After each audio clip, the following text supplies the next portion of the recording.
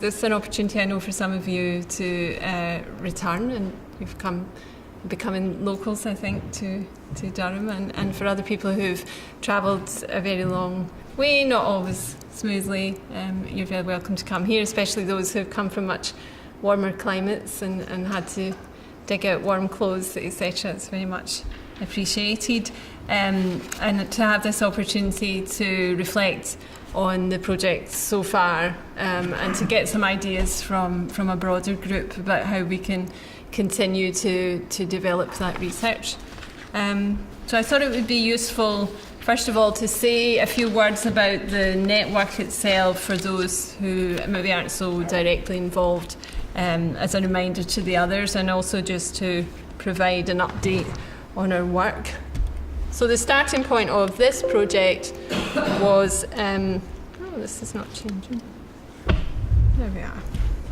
I sense that we need to better understand effective regulation of labour markets, especially in lower income settings. So there's widespread agreement, I would suggest, that there are a set of complex challenges facing us in effectively regulating labour markets. Some are novel and some are enduring, but they're also shared across countries and across regions, but exceptionally difficult to resolve.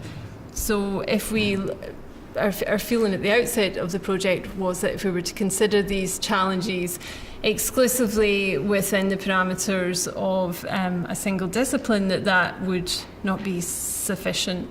And also, therefore, we need collaboration between researchers from a range of disciplines, and also forcefully integrating policy actors into our thinking. And that's really been the aim of this network over the last year or so.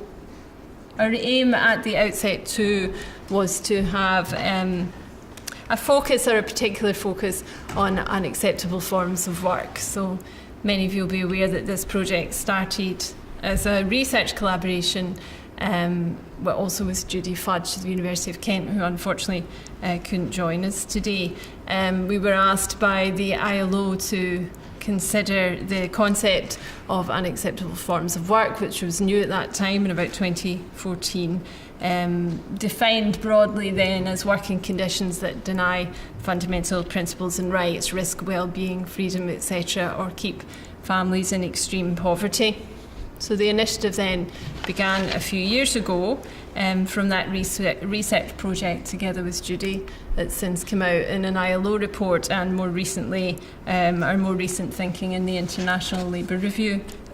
Excuse me. And we felt that it was inherent in thinking about unacceptable forms of work to integrate a regulatory dimension. But we recognised at that point that further empirical research would be necessary to identify the demands of effective regulation of unacceptable forms of work in different settings and in specific contexts.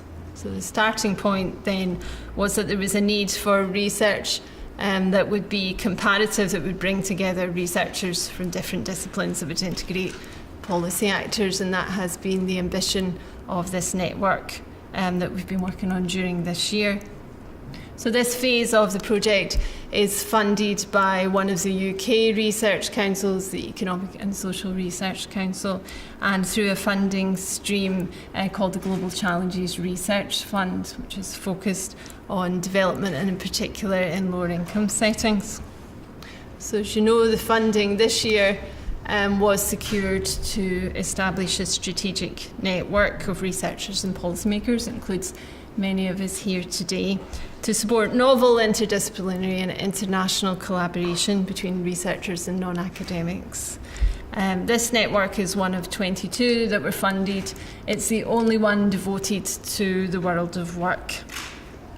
So we configure, in this case, effective labour regulation as a dimension of development, that sustaining protected and productive working lives is crucial to development strategies, and therefore the work is situated at the intersection of a number of the Sustainable Development Goals, so obviously Goal 8, but also some of the others that I've outlined on the slide, so on poverty, on gender equality, on sustainable cities, strong institutions, etc. So it cross-cuts a number of them. And the assumption at the basis or the outset of the project was that we would be thinking about innovation in regulatory strategies that specifically target unacceptable forms of work, that they would be likely to be diverse, that different mechanisms would be needed in different socioeconomic and regulatory settings, that the involvement of local actors would be crucial, and that interventions should be sustainable and have systemic effects.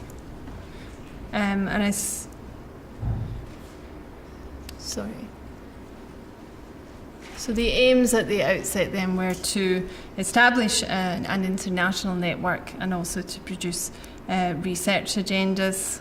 We also thought that comparative empirical investigation of effective regulation of labour markets was crucial, partly to transmit insights that had been gained at the local level into a global conversation, which we felt probably wasn't happening. But we felt that comparative project was impeded by underdeveloped links between different disciplines that reflect on labour regulation in different ways, and also with experts in lower income countries. So we hope then, through the work of the network, to share ideas, experiments, success stories through a transnational dialogue, which is what we're part of today. So we focused then, from the outset of the network, on identifying various what we refer to as global regulatory challenges, and we think of them as the most urgent and complex challenges that face lower income countries, in particular in regulating to upgrade unacceptable work. So over the past year or so, we've brought together a set of interdisciplinary teams to identify what we see as key challenges and then to develop research agendas to combat them. So that involves so far more than 50 research and policy institutions. You can see some of those in the slide. And the outcome is that the network has a presence in more than 20 countries. Again, you can see those across all regions.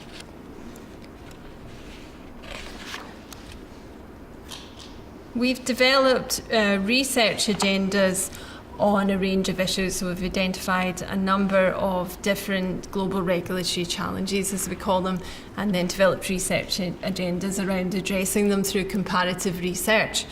So you can see some, on the slide. So informality, for example, gender-based violence in the care sector, recruitment in global value chains. You can also see a number that we're going to talk about today, so casual work phenomenon that we're seeing in different forums, both in higher and lower income countries, enforcement and the various hybrid strategies that can be used effectively to enforce labour regulations in lower income countries, and whether we can draw on forced labour initiatives, which seem to have been fairly successful so far, although we'll hear more from Brazil in the next session, and whether these can be tailored towards upgrading other forms of unacceptable work. And so the strategy then, if you can see the illustration on the slide, is to compare countries in different regions and of different income levels. You can see the study on the slide, which is looking at law's dynamic effects, and that's a collaboration with researchers in Argentina and Vietnam, and also with Damien Grimshaw at the University of Manchester, who'd also hoped to join us today, but unfortunately he has an illness in the family. So here we can see that we've selected a set of countries used as an illustration to think about the kind of research that would need to be carried out. A lower income country, a middle income country, and then a higher income New Zealand. And the strategy then was to think about what new initiatives might be investigated in different countries. So in this case, we're concerned about the extended effects, or the way that the effects of legislated rights can be extended through, for example, applicability in the informal sector, or through strategic strategies of trade unions, etc., to extend especially minimum wage and working time rights. So in this case, for example, we thought of New Zealand as a country in which there seem to be quite a number of interesting initiatives, but in particular the regulation of casual work, in part through working time strategies. And Vietnam has fairly recently introduced a national level minimum wage. So these are new initiatives in the field of working conditions that we wanted to look at in more detail. So the selection of country studies then was partly about innovations at the regulatory level in each country, but also about pairings that we thought would be illuminative. And the outcome of this phase, as I said, is a set of research agendas that are devoted to each of these global regulatory challenges. So they explain the challenge and the country selection, map a research strategy to further investigate it, and then focus on a set of impact strategies involving local actors. So it's very much an impact-oriented project.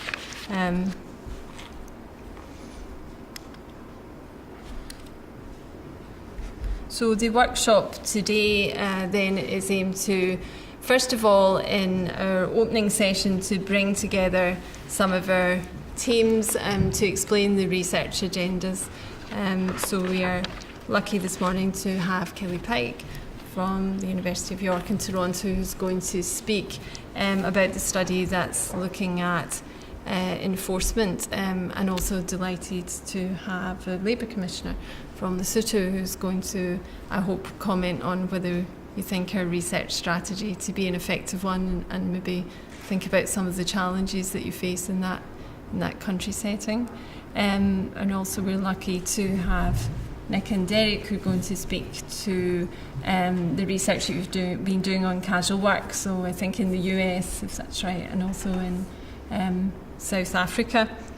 And then in the second session, to move towards thinking about the broader picture and other challenges to effective regulation that we might want to take into account. So we'll be going to be joined then, I very much hope, by Simon Deacon from the University of Cambridge, who's going to talk about his work on formalisation of employment contracts in China, and also Tamara, who's going to speak in part to the research agenda from our Brazilian team, but also to some of the news we've been hearing from Brazil about challenges to some of the advances that have been made in relation to forced labour regulation.